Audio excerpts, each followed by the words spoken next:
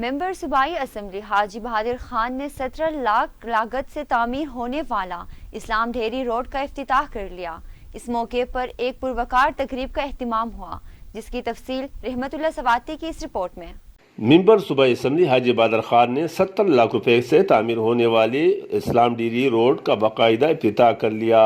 اس موقع پر ایک پروقار تقریب کا اہتمام ہوا، جس میں علاقے کے عمائدین و نوجوانان نے شرکت کی۔ منعقدہ تقریب سے خطاب کرتے ہوئے ممبر صوبائی اسمبلی اور عوامی نیشنل پارٹی لوور دیر کے صدر حاجی بہادر خان، عوامی نیشنل پارٹی تحصیل منڈا کی صدر فضل محمود، یو سی کی صدر کشر خان، تیمور جان، نوشاد خان، دل محمد، محمد ولی اور دیگر نے کہا کہ این پی اقتدار میں نہ ہونے کے باوجود عوام کی خدمت میں مصروفی عمل ہے اور انشاءاللہ محدود فنڈ کے باوجود حلقے میں ترقیاتی کام کا سلسلہ جاری رکھیں گے۔ انہوں نے کہا کہ پی ٹی آئی کی حکومت میں غریب عوام غربت اور مہنگائی کی وجہ سے خودکشیوں پر مجبور ہے اور اشیائی خوردونوش عام آدمی کی پہنچ سے دور ہو چکے ہیں۔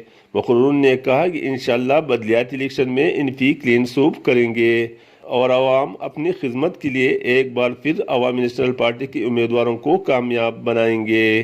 کیمرہ ٹیم کے ساتھ رحمت اللہ سواتی، تیمرگرہ، لوور دیر۔